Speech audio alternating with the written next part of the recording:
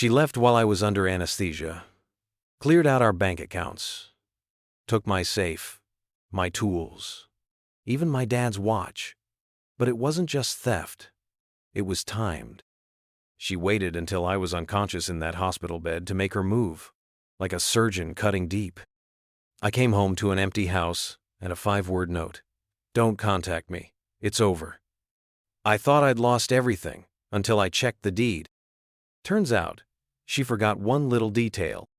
The house was never in my name. But before we begin, please hit the like button and let me know where in the world you're watching from today. It's always fascinating seeing who's joining us from around the world. My name is Michael Danvers, and I'm 43 years old. Every morning, I still walk through the contracting business my father built, checking each project board like he taught me.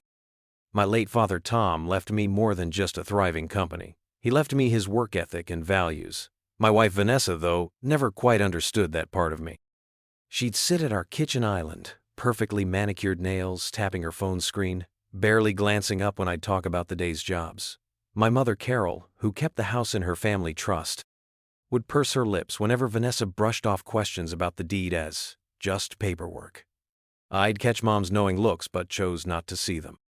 My shoulders would tense when Vanessa smiled that particular smile, the one that never quite reached her eyes. But let me start from the beginning. I met Vanessa at a friend's barbecue back in '09. You know those moments that stick with you? The late afternoon sun was hitting her just right as she laughed at someone's joke, and I swear time slowed down. She had this way of making everyone feel like the most interesting person in the room. When she turned that $1,000,000 smile my way, I was done for. You're the contractor, she'd said, sidling up to me. I've heard about your work. The way she said it made my everyday job sound like I was building empires. That was Vanessa's gift, making the ordinary feel extraordinary. We started dating, and everything moved like a dream. She'd show up at my job sites with coffee, chat with my crews, and post about our power couple journey on her social media. Looking back, I should have noticed how she never really asked about the actual work, just the lifestyle it represented. But when you're caught up in someone's orbit, those details fade into the background. My buddies tried to warn me. She seems a bit too perfect, My foreman Dave had said one day, watching her drive away in her spotless white BMW. Like one of those Instagram filters come to life. I laughed it off. What did they know? They hadn't seen her curled up on my couch in sweats, planning our future together. The proposal came 9 months in. I can still smell the sawdust from that day. I just finished a major renovation, and the satisfaction of honest work mixed with the nervous excitement of what I was about to do. I'd planned this elaborate setup at a fancy restaurant, but Vanessa beat me to it. She showed up at my office with champagne and a speech about building our empire together. The wedding was exactly what she wanted: elegant, expensive, and expertly photographed. My mother kept her concerns quiet, but I caught her watching Vanessa during the reception. Mom had that nurse's instinct for seeing through people's facades, but I was too love-drunk to care. After the honeymoon, we fell into a rhythm. I threw myself into growing Dad's company, working longer hours, taking on bigger projects. Vanessa said she'd handle the home front, bills, decorating, social calendar. You focus on building, honey, she'd say, kissing my cheek. I'll take care of everything else. When we found the house, it seemed perfect. 4 bedrooms, wraparound porch, quiet street, everything we'd talked about. The timing was tricky, though. My father had passed recently, and his estate included a family trust that my mother managed. For tax reasons and some legal complications, Mom suggested keeping the house under the trust temporarily. I still remember the day we signed the papers. Vanessa's smile flickered when the lawyer explained the arrangement. So it's not actually in our names? She'd asked, her voice sharp enough to cut glass. It's just temporary, I'd assured her. Once the trust issues are sorted out. Of course, darling. She'd waved it off, but something had shifted. I felt it in the way she gripped her pen, in the tight lines around her perfect smile. That night, she spent hours on her phone, barely speaking. When I asked what was wrong, she laughed it off. Just managing our social presence, honey. Someone has to build our brand. But I caught her studying the deed papers later, when she thought I was asleep. You know what's funny? The smell of fresh coffee still reminds me of those early mornings, watching her plan our lives from behind her laptop screen. She always made it seem like she was working so hard to build our future. I never thought to ask exactly what kind of future she was building, or who it was really for. Those first years, I was so focused on making Dad proud, on growing his legacy, that I missed the signs. Every time I'd mention expanding the business, Vanessa would steer the conversation toward appearances, renovating our master bath, hosting dinner parties, building her follower count. "Image is everything," she'd say. And I'd nod along, not realizing she was slowly taking control of every aspect of our lives that didn't involve a hammer and nails. The years after our wedding, I threw myself into Dad's legacy. Every morning I'd be up before dawn, reviewing bids and checking materials while the coffee maker gurgled in our quiet kitchen. Vanessa would still be asleep upstairs. She kept what she called influencer hours. You ever notice how some memories stick with you through smell? The mix of fresh coffee and sawdust still takes me back to those early job sites. I was determined to make Dad's name even more respected than it already was. Every contract, every handshake, every finished project had to be perfect. That's what he taught me. Your reputation is built nail by nail, board by board. "You're working too hard," Vanessa would say, barely looking up from her phone when I'd come home covered in drywall dust. She'd be curled up on our expensive couch, her choice, of course, surrounded by her office setup, laptop, ring light, and whatever products she was supposedly promoting that week. I never quite understood what she did all day. When I'd ask about her work, she'd wave it off with industry buzzwords: content creation, brand partnerships, lifestyle optimization. It all sounded important, but somehow never concrete. But hey, she seemed busy, and I was too wrapped up in growing the business to dig deeper. Our dinners got quieter as time went on. Remember those early dates where we'd talk for hours? Gone. Now it was just the sound of forks on plates and her fingernails tapping on her phone screen. When we did talk, it stayed surface level. Weather, local gossip, which cabinet hardware would look better on Instagram. "I feel so stuck sometimes," she'd say out of nowhere, usually after scrolling through some influencers' vacation photos. "Everyone else is living these amazing lives, and I'm just here." I'd remind her we were building something solid, something real. She'd smile, that perfect smile of hers, but it never quite reached her eyes anymore. The credit card bills started showing up with bigger numbers. Designer clothes, spa days, marketing courses that cost more than some of my power tools. When I brought it up, she'd get defensive. "It's an investment in our brand," she'd say. "You have to spend money to make money." That last bit always came with this little smirk, like she was letting me in on some secret I was too simple to understand. The only thing we still connected over was the house. She loved showing it off, hosting dinner parties for people I barely knew, documenting every little improvement for her followers. But even that started feeling different. She'd give these tours like she was the sole owner, talking about my vision and my space. I let it slide. Maybe that's where I went wrong. Then the questions about the deed started. At first, they seemed casual. "Any update on the trust transfer?" she'd ask over breakfast. Or she'd mention it after calling our lawyer about something else. "Oh, by the way, he asked about the house situation." But the questions got more frequent, more pointed. One night, after a particularly successful project completion, we were sitting on our porch. The spring air was warm, crickets chirping, everything peaceful. Then she turned to me with that look, the one that meant business was coming. "Michael, don't you think it's time we sorted out the house situation?" Her voice had that careful tone she used when she wanted something. "I mean, it looks weird to my followers that we don't technically own our home." My stomach tightened. "The trust stuff is complicated, Van. Mom's lawyer says—" "Your mother's lawyer," she cut in, her smile tight. "Don't you think we should have our own lawyer look at it? Someone who represents our interests?" That conversation sat wrong with me for days. Something in her voice, in the way she'd said, "our interests," like they were somehow different from my mother's. But I pushed the feeling aside. After all, we were married. We were partners. What could go wrong? Looking back, I should have paid more attention to how she'd changed.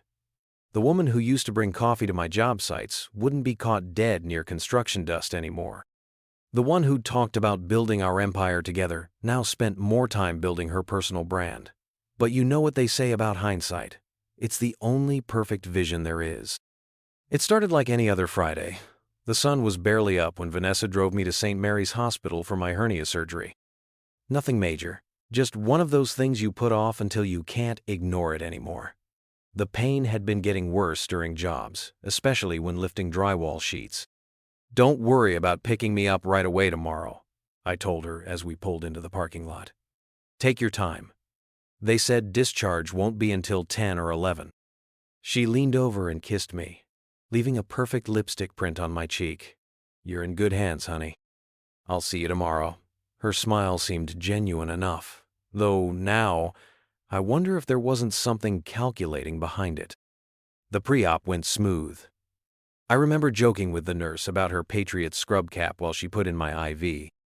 Then it was just counting backward from 10, the fluorescent lights blurring overhead, and nothing. When I came to, the room was dim. My throat felt like sandpaper, and my abdomen throbbed dully beneath the bandages. I blinked, trying to focus on the wall clock. 4:30 p.m. No Vanessa. No flowers. No get-well cards. Just the steady beep of monitors and the faint smell of disinfectant. Maybe she's stuck in traffic, I thought. Or maybe her phone died. It happened sometimes when she was shooting content all day. I reached for my phone on the bedside table, wincing at the pull in my stitches. No messages, no missed calls, nothing. I texted her. "Surgery went fine. In recovery now." Minutes ticked by. No response. An hour later, a nurse came in to check my vitals. "Would you like me to try calling your emergency contact?" she offered, noticing my frown at the empty room. "Please." I gave her Vanessa's number, then watched her step into the hallway. Through the door's window, I could see her expression shift from professional to concerned. She came back and shaking her head. "I'm sorry, sir. No answer. Would you like me to try again later?" That hollow feeling in my gut wasn't just from the surgery anymore. Something was wrong. I could feel it. The night dragged on. Every time my phone lit up, my heart jumped. But it was never her. Just work emails, a text from a supplier, spam. By morning, I was sitting up in bed, sore but cleared for discharge. Still, no word from Vanessa. The nurse brought my discharge papers with a sympathetic look that made me want to crawl out of my skin. I didn't need pity. I needed answers. I called Greg, our neighbor. Greg's semi-retired, always home tinkering with something in his garage. If anyone knew what was happening at our house, it'd be him. He picked up on the second ring. "Mike, how you feeling, buddy?" "Been better. Listen, is Vanessa home? She was supposed to pick me up, but..." The silence on the other end stretched too long. You know that moment when your whole world is about to change, but you don't know it yet? That's what that silence felt like. "Greg?" I heard him take a deep breath. "Mike, she moved out yesterday." The words didn't make sense at first, like they were in some foreign language my brain couldn't process. "What do you mean, moved out?" "A moving truck showed up yesterday morning," Greg said, his voice heavy with reluctance. "One of those big ones. She had some guys loading furniture all day. I thought you knew. Would have called you otherwise." My hand tightened on the phone until my knuckles went white. "While I was in surgery." "Yeah." Greg paused. "Mike, I'm so sorry. You want me to come get you?" The room started spinning a little. Or maybe that was just my head trying to wrap itself around what I was hearing. My wife of 13 years had waited until I was unconscious in a hospital bed to pack up and disappear. "Mike, you there?" "Yeah," I managed. "Yeah, I'm here. Would you mind?" "Already grabbing my keys," Greg said. "Hang tight. I'll be there in 20. I sat there on the edge of the hospital bed, still in my gown, staring at nothing. Somewhere between the anesthesia wearing off and this moment, my entire life had shifted sideways. And I hadn't even been conscious to see it happen. Greg offered to come up with me, but I needed to face this alone. My whole body felt numb as I paid the cab driver and shuffled up my front walk. The morning sun felt too bright, too normal for what was happening. Each step pulled at my stitches, but that pain was nothing compared to what hit me when I opened the door. You ever have one of those dreams where you're in your house, but everything's wrong? That's what it felt like. The living room gaped at me, empty, except for a few scattered magazines on the floor. The wall-mounted TV was gone, leaving just naked drywall and dangling cables. Our sectional couch, the one I'd spent 3 weekends worth of overtime to buy, vanished. Even the throw pillows Vanessa had obsessed over matching were gone. My legs started shaking. I had to lean against the doorframe just to stay upright. The house smelled different, like cardboard boxes and desperation. You know that hollow echo you get in an empty room? It followed me as I moved through what used to be our home. The kitchen hit me even harder. Every cabinet stood open, showing bare shelves where our dishes used to be. The coffee maker we'd gotten last Christmas, gone. The knife block my dad had given us as a wedding present, gone. Just empty counters and a folded piece of paper caught my eye. Her handwriting, neat and precise, as always. Don't contact me. It's over. That's it. 13 years reduced to 5 words. My hands wouldn't stop trembling as I made my way to our bedroom. The walk felt like miles, each step bringing fresh waves of dizziness. I already knew what I'd find, but seeing it still knocked the wind out of me. My closet door hung open. Empty hangers clinked together in the air conditioning like some twisted wind chime. She'd taken all her clothes, naturally, but she'd also cleaned out most of mine. Just left a few old t-shirts and work boots. Even my suits were gone, the ones I wore to client meetings to make Dad proud. The safe in the corner stood open, mocking me. I'd trusted her with the combination years ago. Why wouldn't I? She was my wife. Now the interior gleamed empty. Our passports, the emergency cash, Mom's jewelry I'd inherited, all gone. I sank down onto the bare mattress, fumbling for my phone. The banking app took forever to load, or maybe that was just my brain moving through molasses. When the numbers finally appeared, I felt the floor drop out from under me. Our joint account balance, $127.42. Last transaction. Transfer. $94,000 to external account. The date stamp showed yesterday morning, right around when they were putting me under for surgery. The timing wasn't coincidence. Nothing about this was coincidence. My legs gave out. I slid to the floor, back against the wall, the phone slipping from my numb fingers. The room started spinning, and I couldn't tell if it was the lingering anesthesia, or shock, or both. My chest felt too tight. Each breath came shorter than the last. This wasn't just theft. This wasn't just abandonment. This was surgical. Like she'd studied exactly where to cut to do the most damage. Waited for the perfect moment when I'd be helpless to stop her. 13 years of marriage, and I never saw it coming. You want to know the worst part? In that moment, sitting on the floor of my gutted bedroom, fresh stitches aching in my side, I still couldn't hate her.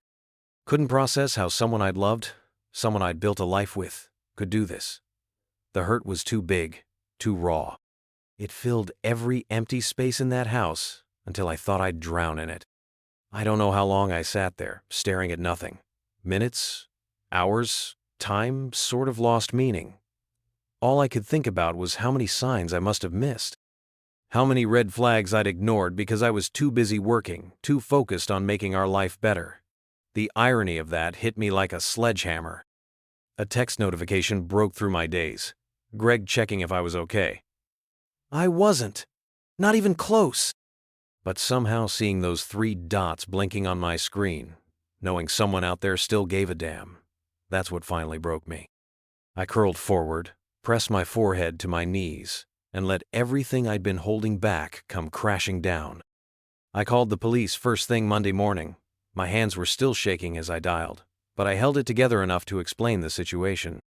The dispatcher connected me to an officer who listened patiently while I detailed everything Vanessa had taken. The furniture, electronics, cash, jewelry. When I finished, there was a long pause. "Sir," he said, his voice carrying that practiced tone cops use when they're about to disappoint you. "This sounds like a civil matter." Since you were married, any property acquired during the marriage is considered shared assets. But she cleaned out our account while I was in surgery, I pressed. That has to be illegal, right? Was her name on the account? Yes, but then she had legal access to those funds. He sighed. My suggestion would be to contact a divorce attorney. They can help you sort out the property division through proper channels. I hung up feeling hollow, called 3 lawyers that same day. The third one, a guy named Marcus, agreed to meet me that afternoon. His office smelled like leather and coffee, but all the fancy surroundings couldn't soften what he had to tell me. Without a prenuptial agreement, Marcus explained, leaning back in his chair, anything purchased during your marriage is considered community property. That includes furniture, electronics, even the contents of your joint account. What about my mom's jewelry? My voice cracked. That was inherited. He grimaced. Unless you have detailed documentation proving those items were specifically willed to you and kept separate from marital assets, they'll likely be considered shared property too. The walls seemed to close in a bit. So she can just take everything while I'm literally on an operating table? Morally wrong? Absolutely. Legally actionable? He shook his head. That's much harder to prove. I left his office in a daze. The drive home felt endless. Every stoplight was another chance to replay conversations, to catch hints I should have seen. Remember how she'd always handled the banking? How she'd insisted we combine our accounts to build trust. That night, I lay on the bare mattress she'd left behind, probably because it was too heavy to move quickly, and stared at the ceiling. The house creaked and settled around me, too big, too empty. My sides still ached from the surgery, but that pain was nothing compared to the hollow feeling in my chest. You ever notice how memories hit different when you're looking back through new eyes? Like that time last Easter when she'd cataloged everything in our safe, claiming she was organizing, or how she'd started asking more questions about my mom's jewelry collection. All those little moments I'd written off as normal wife stuff now felt like reconnaissance. Sleep wouldn't come. I kept seeing her face the morning of my surgery, that last kiss, that perfect smile. Had she already packed by then? Was she thinking about the money she'd transfer while I was unconscious? The thought made me physically sick. Days blurred together. I'd go to work because I had to, come home to those echoing rooms, lie on that mattress, and wonder how I'd missed so many signs. 13 years of marriage, and I never realized I was living with someone who could calculate their exit down to the minute. My phone rang around midnight on day 5 of this new reality. I almost didn't answer. These days, every unknown number felt like another bill collector discovering our joint cards were maxed out. But something made me pick up. Michael? My mother's voice, sharp and clear despite the hour. We need to talk. Mom, My throat closed up. I hadn't told her yet. Couldn't face admitting how completely I'd been played. Greg called me, she said. Told me everything. A pause. Why didn't you tell me? The concern in her voice cracked something in me. All the shame and anger and hurt I'd been holding back came flooding out. I told her everything. The surgery, coming home to emptiness, the useless calls to police and lawyers. By the end, I was barely holding it together. Listen to me, she said, and there was steel in her tone now. This isn't over, not by a long shot. The next morning, I drove straight to the county records office. My stomach was doing flips the whole way there, partly from the lingering surgery pain, partly from what I might find. The building hadn't changed since I'd last been there 13 years ago. Still that same tired brown brick and squeaky front door. You know that smell government buildings have? Like old paper and floor cleaner? It hit me as soon as I walked in, along with memories of signing our original paperwork. Vanessa had been right there beside me, all smiles and designer perfume, playing the perfect wife-to-be. The clerk, an older woman with reading glasses hanging from a chain, looked up from her computer. Can I help you? I need to check the current status of a property deed. My voice came out steadier than I felt. And any recent activity on it? She nodded, fingers hovering over her keyboard. Address? I gave it to her, watching as she typed. The clicking of keys seemed to echo in the quiet room. A few other people shuffled papers at nearby tables, but all I could focus on was that screen, waiting. Ah, yes, she adjusted her glasses. There's been some recent activity, actually. A sale initiation form was submitted 3 days ago by... She squinted. Vanessa Danvers? My gut clenched. Even knowing what she was capable of, hearing it confirmed made me feel sick. And the current deed holder? More clicking. That would be... She paused.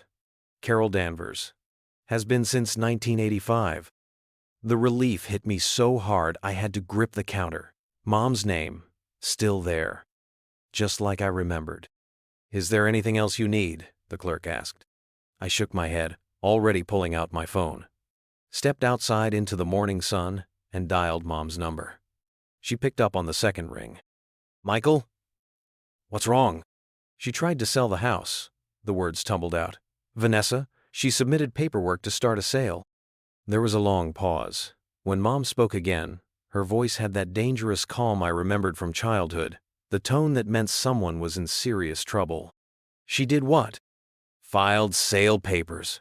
But Mom, the deed, it's still in your name. She can't actually sell it. No, Mom said slowly. She certainly cannot. Another pause. Where are you right now? Just left the county office. Good. Come over, now. 20 minutes later, I sat at Mom's kitchen table, the same one where I'd done homework 30 years ago, while she paced, still in her morning robe, coffee going cold in her mug. Let me make sure I understand this, she said, turning to face me. She cleaned out your accounts while you were under anesthesia, took everything that wasn't bolted down, and now she's trying to sell property she doesn't own? I nodded, staring into my own untouched coffee. And the police won't help because it's marital property? Another nod. Mom's eyes narrowed. Well, this property isn't marital anything. It's mine. She sat down across from me, and I saw that familiar, determined set to her jaw. And attempting to sell someone else's property? That's fraud. Something sparked in my chest, the first hint of hope I'd felt in days. What are you thinking?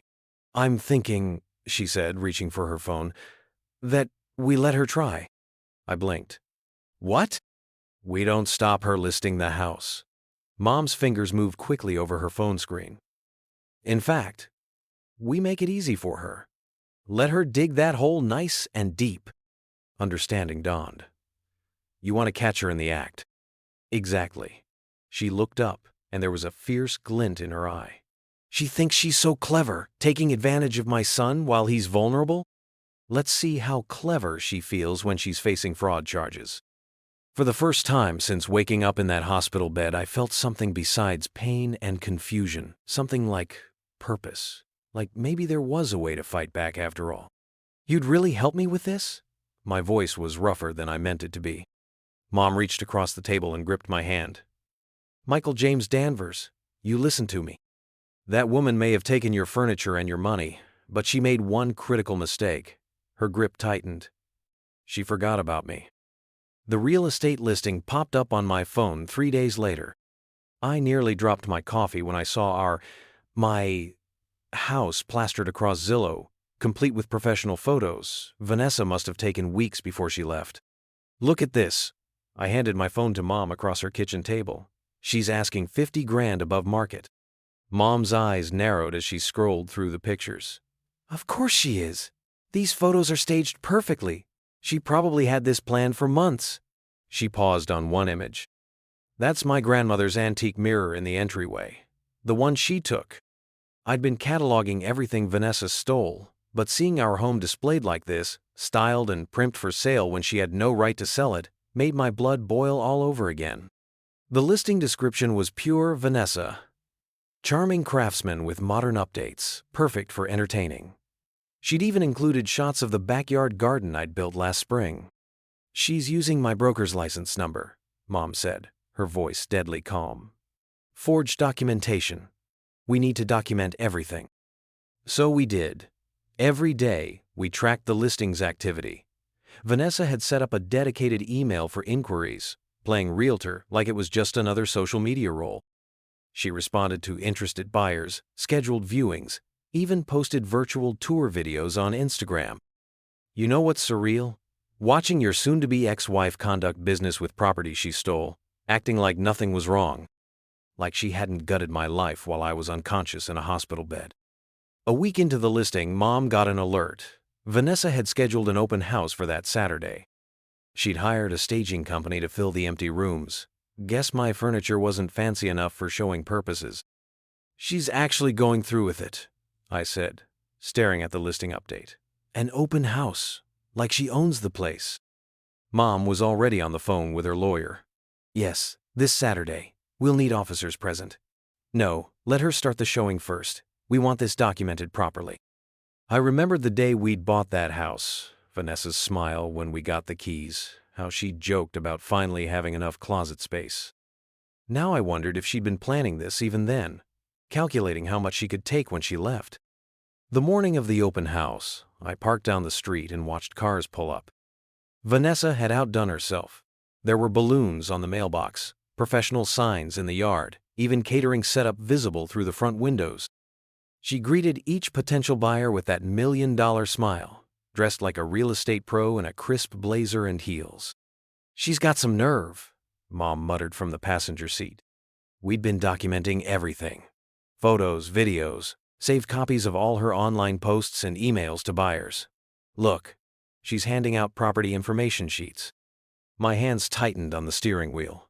"Those documents have to be forged." "Oh, they definitely are." Mom checked her watch. "The showing started at noon. Let's give her another 30 minutes to get comfortable." I watched another couple walk up the front path, the same path where I'd replaced the stepping stones last summer. Vanessa ushered them in with practiced charm. Through the bay window, I could see people milling around what used to be my living room, now staged with furniture that probably cost more than what she'd stolen from our accounts. "You ready?" Mom asked at 12:45. I nodded, throat tight. We had one shot at this. If Vanessa spotted us too early, she might bolt. Again. "Remember," Mom said, gathering her purse, the one with all the documentation inside. "Let me handle the talking. You just stay back and record everything." "What if she—" "She won't." Mom's voice was steel. "That's why we called ahead. There's an officer waiting around the corner. She's not going anywhere."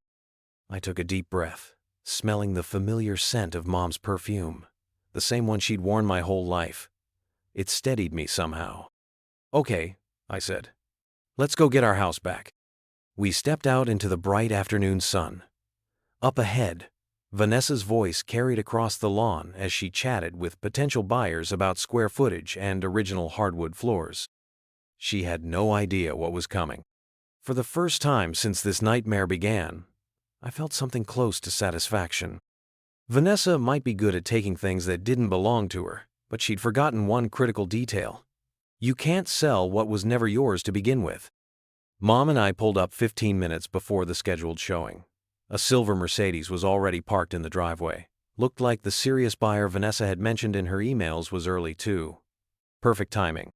Through the front window, I could see Vanessa in full performance mode. She wore a navy blazer I'd never seen before, hair pulled back in a sleek bun, gesturing around my former living room like she owned the place, which, legally speaking, she never had. "Ready?" Mom squeezed my arm. The familiar scent of her perfume brought back memories of every time she'd stood by me, from Little League games to Dad's funeral. I nodded, my throat too tight for words. We'd planned this carefully. Mom would lead, I'd record everything on my phone, and Officer Martinez, who we'd briefed yesterday, was parked around the corner, waiting for our signal. The front door was open, Vanessa's voice drifting out. "And the original hardwood floors were recently refinished. The previous owners really maintained." She froze mid-sentence when we stepped in. The potential buyer, a well-dressed woman in her 50s, turned to look at us. Vanessa's professional smile flickered, then steadied. "I'm sorry, this is a private showing," she said smoothly. "The open house starts at—" "Hello, Vanessa." Mom's voice could have frozen hell over. She pulled out a leather folder. "I believe you're trying to sell my house." The buyer frowned. "Your house?" "Ms. Whitmore here said—" "My name is Carol Danvers." Mom opened the folder, revealing the property deed. "And I'm the legal owner of this property. Have been for 20 years. Would you like to see the documentation?" The color drained from Vanessa's face. There must be some mistake. The only mistake, Mom cut in, was thinking you could forge property documents and get away with it. She turned to the buyer. Ma'am, I apologize, but this woman has no legal right to sell this house. She's committing real estate fraud. The buyer backed away from Vanessa like she was contagious. I think I should go. Actually, I spoke up, still recording. The police would probably like to talk to you about what Mrs. Whitmore promised regarding this property. Right on cue, 2 police cruisers pulled up outside. Vanessa's eyes darted to the window, then the back door. But Officer Martinez was already stepping in through the kitchen. Ms. Whitmore? He held up his badge. We need to discuss some irregularities with your real estate listing. Vanessa's composure cracked. This is ridiculous. Michael, tell them. Tell them what? I kept my phone steady. That you cleaned out our accounts while I was in surgery? That you're trying to sell a house that was never yours? Officer Martinez stepped forward. Ma'am, we have documented evidence of forged property documents, unauthorized use of a broker's license, and attempted real estate fraud. Please place your hands behind your back. You can't be serious. Vanessa's voice shook. I'm a licensed real estate agent. No, Mom said quietly. You're not. We checked. Another fraud charge, by the way. The click of handcuffs echoed in the staged living room. Vanessa's perfect makeup was starting to run, black streaks of mascara tracking down her cheeks as Officer Martinez read her rights. The buyer had already slipped out, probably calling her lawyer. I watched silently as they led Vanessa to the squad car. She looked smaller somehow, her designer blazer wrinkled, her careful mask finally cracking. Our eyes met as they helped her into the back seat. For a second, I saw something like regret flash across her face. Then she looked away, and the car door closed. Mom's hand found my shoulder. You okay? Yeah. I wasn't, not really, but I would be. What happens now? Now? Mom watched the police car pull away. Now we file charges. Real estate fraud, identity theft, forged documents. The DA will have a field day. She'll probably try to plea bargain, but the damage to her reputation is done. I finished. Between the arrest record and the fraud charges, Vanessa's carefully curated image was shattered. No more real estate schemes, no more social media influence, no more easy marks. Mom nodded. This battle's won. But you're right, it's not over yet. 2 weeks after Vanessa's arrest, her lawyer called mine. They wanted to deal. I sat in my attorney's office, a cramped space that smelled of coffee and old law books, listening as he laid out the terms.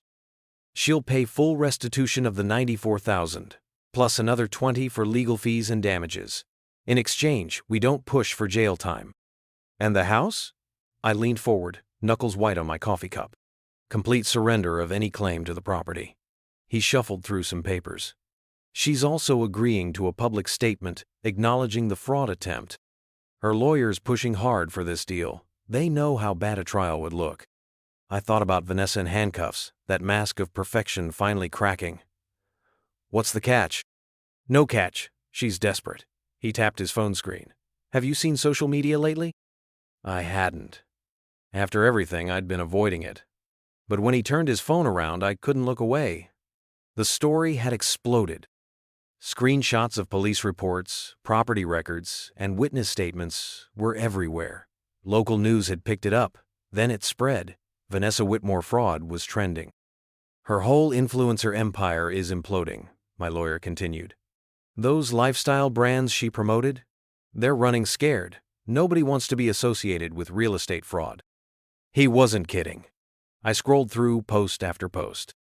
Vanessa had built her side career on being the perfect lifestyle guru, home decoration tips, relationship advice, sponsored content for luxury brands. Now those same brands were publicly cutting ties. We regret our previous association, one statement read. Our company values integrity, said another. Effective immediately, all partnerships are terminated. The comments were brutal. Former followers shared stories of questionable business dealings, suspicious investment schemes, borrowed money never returned. It was like watching a carefully built house of cards collapse in slow motion. Remember those quiet dinners when she was always on her phone, cultivating her image? That same digital world was now tearing her apart. You know what they say about living by the sword? Her follower counts dropping by the thousands, my lawyer noted. Even her close friends are jumping ship. He wasn't wrong. People I remembered from dinner parties and social events, the same ones who'd laughed at her jokes and asked for her fashion advice, were now posting their own shocked reactions. Can't believe we trusted her. Always knew something was off. The sharks were circling, and her carefully curated social circle was the first to turn. I felt a complex mix of emotions watching it unfold. Part of me wanted to look away. The other part couldn't help but appreciate the poetry of it all. Vanessa had always valued appearance over substance, image over reality. Now, that image was destroying itself. The restitution money will come from selling her designer stuff, my lawyer added. Bags, jewelry, clothes, all those things she bought with your money. Ironic, isn't it? I thought about the empty closet she'd left behind, all those expensive items packed away while I was under anesthesia. Yeah, ironic. A notification popped up on his phone. Another brand cutting ties. This one was a luxury skincare line Vanessa had promoted heavily. Their statement was particularly harsh, emphasizing their zero tolerance for criminal behavior. We should take the deal, I said finally. Let's end this. My lawyer nodded. I thought you'd say that. There's something satisfying about it, isn't it? She tried to take everything from you, and instead, she lost everything that mattered to her. I finished. Her reputation, her influence, her carefully constructed persona, all gone. The money she'd stolen would be returned, but her social capital was bankrupted. That evening, I checked social media one last time. Vanessa's accounts had gone dark, profile pictures removed, posts deleted. Her last visible activity was from the morning of my surgery, a cheerful update about exciting changes ahead. The comments below it were merciless. I closed the app and looked around my half-furnished living room. Mom had helped me start replacing things, beginning with a comfortable couch and a solid coffee table. It wasn't much, but it was honest. Real. A notification buzzed. The settlement papers were ready for signing. Tomorrow, this chapter would officially close. But tonight, sitting in my quieter, simpler home, I felt something I hadn't expected. Peace. 3 months after the settlement, I stood in what used to be our garage, watching the morning sun stream through the new windows we'd installed. The space had transformed completely. Polished concrete floors, exposed wooden beams, and clean white walls lined with project blueprints. My contracting business finally had a proper home office. You know that feeling when you're rebuilding something, and suddenly it hits you how far you've come? That's what got me that morning. Earth to Michael. Mom's voice cut through my thoughts. She was standing in the doorway, 2 coffee cups in hand. You're doing that thing again, staring into space like your father used to. I smiled, taking the coffee she offered. The rich aroma of her special dark roast filled the air, bringing back memories of weekend mornings watching Dad sketch out project plans at the kitchen table. Just taking it all in. Well, take it in while we go over these invoices, she said, settling into one of the new client chairs. Since the whole Vanessa mess, Mom had started helping with the books. Turns out those organizational skills from her nursing career transferred perfectly to contract management. The remodel had become our shared project. Every decision, from paint colors to cabinet hardware, we made together. It wasn't just about erasing Vanessa's presence anymore. It was about building something new, something ours. The Thompson project came in under budget, Mom noted, flipping through papers. And Mrs. Rodriguez called. She wants you to look at her kitchen next week. I nodded, sipping my coffee. Word of mouth was picking up.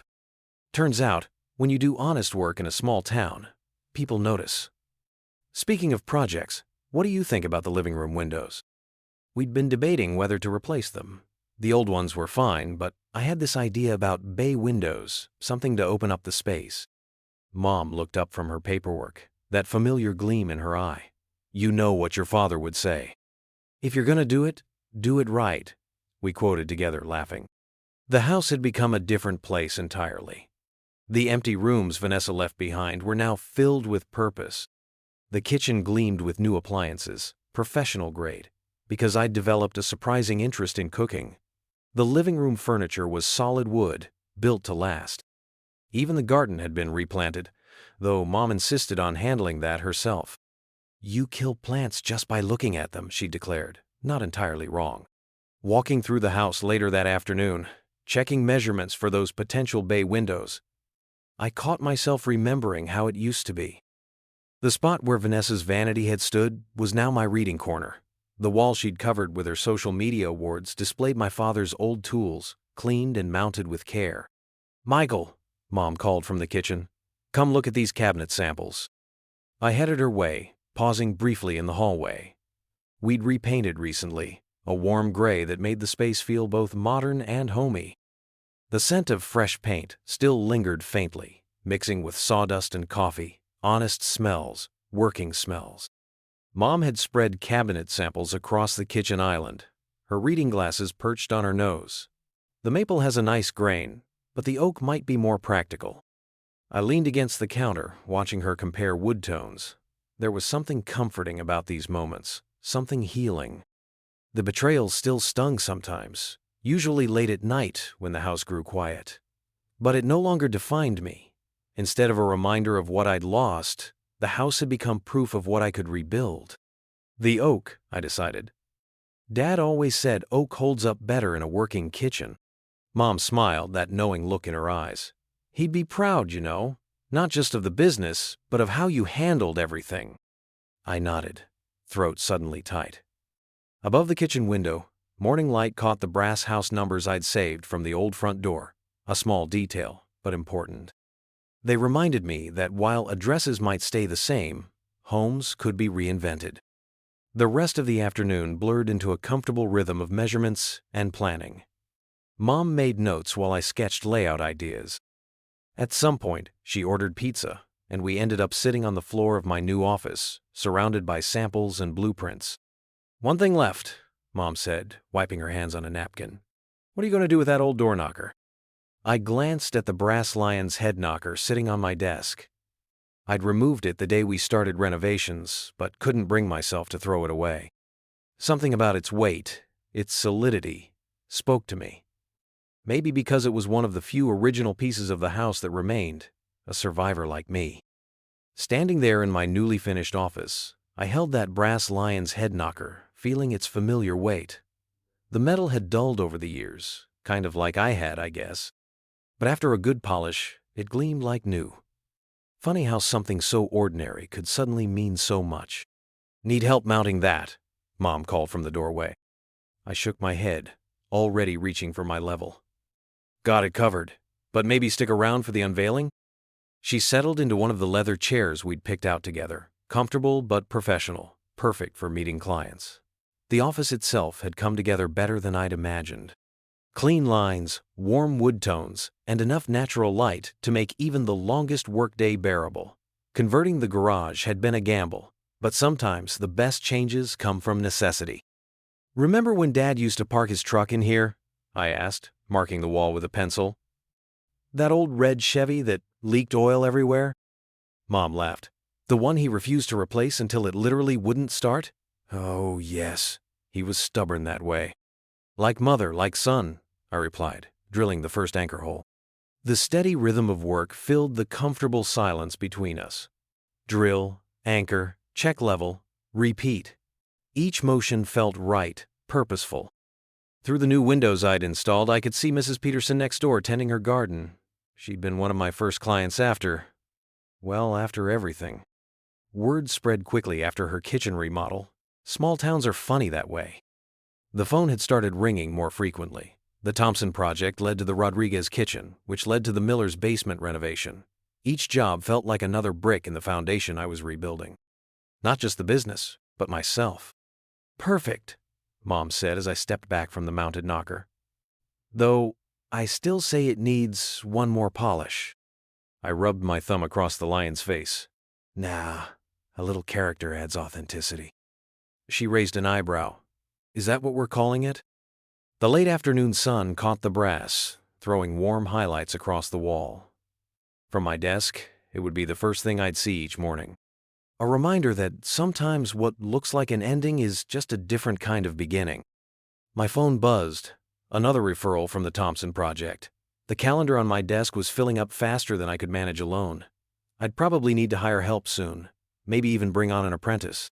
Dad would have liked that.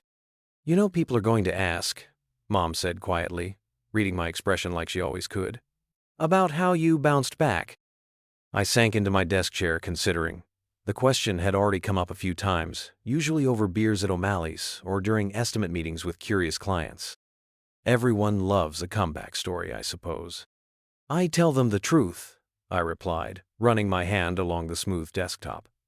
That sometimes you have to strip everything down to the bones before you can build it back right. Mom nodded, understanding in her eyes. And the rest? The rest doesn't matter anymore. I gestured around the office, at the framed contractor's license on the wall, the neat stacks of blueprints, the family photos mixed with project portfolios. This is what matters. What I built. What we built. The brass knocker caught the light again, and I remembered the day we'd first installed it on the front door. Vanessa had complained it was too traditional, too heavy. Now I understood. She'd never planned to stay long enough for anything permanent to matter.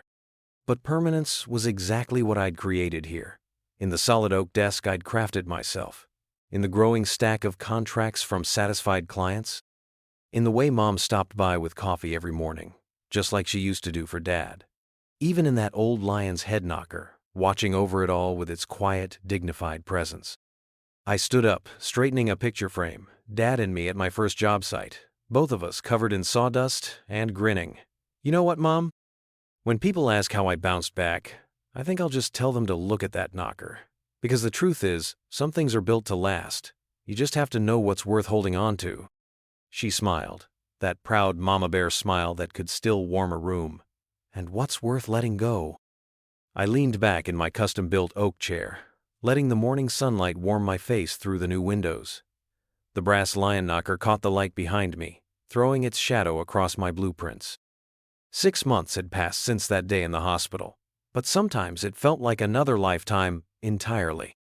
You know that moment when you realize you're actually okay? Not just saying it, but feeling it deep in your bones? That's where I was sitting. My phone buzzed. Another notification about Vanessa, or rather, the absence of her.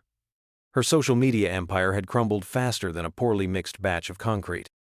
Last I heard, she tried rebranding herself 3 times, but her reputation followed her like a shadow.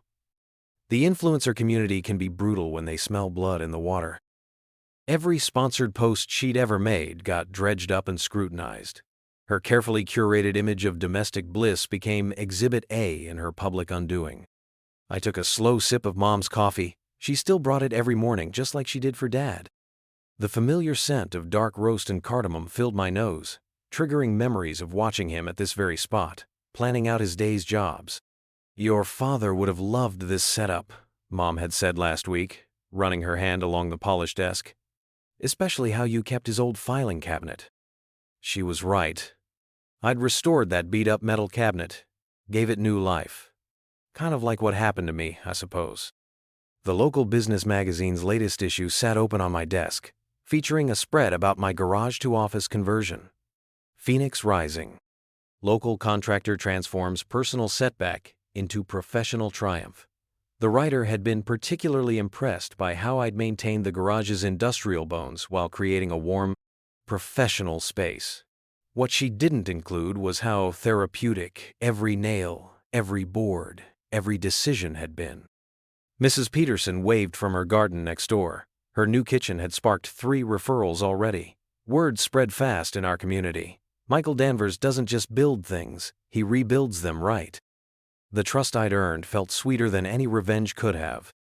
I glanced at my calendar, now filled with project consultations and site visits. The Thompson job had just wrapped up, and their 5-star review brought in 2 more major renovations. I'd had to hire my first full-time employee last month just to keep up. Mom called me her phoenix, rising from the ashes, but that wasn't quite right. I hadn't burned down. I'd been stripped to the foundation. And like any good contractor knows, with a solid foundation, you can build anything. The last update I'd heard about Vanessa came through Greg, my neighbor. She'd tried launching a authentic living coaching business in Colorado, but her past caught up quick.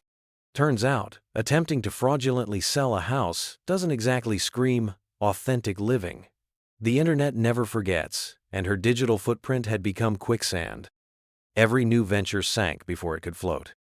Did I feel sorry for her? Not really. She'd made her choices with surgical precision. The fact that her plan backfired wasn't my doing. She'd built that trap herself. A sharp tap on the door pulled me from my thoughts. Through the glass, I saw Rita Martinez, a potential client Mom had mentioned. She'd been wanting to expand her restaurant downtown. I stood up, straightening my collar. The brass knocker caught my eye again, its lion face seeming to wink in the morning light. That old piece of hardware had witnessed everything. The happy beginning, the bitter middle, and now this new chapter. It had outlasted Vanessa's schemes, her lies, her carefully constructed facade. Funny how something so simple, so solid, could carry so much meaning. But that's the thing about building things to last. They do exactly that. They weather storms, they hold firm, they endure. I opened the door with a genuine smile, extending my hand to Rita. "Welcome to Danvers Contracting. Come on in. Let's talk about your vision." Because that's the truth of it all. The house wasn't hers. Neither was my future. Both belonged exactly where they should, with someone who knew how to build something real. I believe stories like this find us for a reason.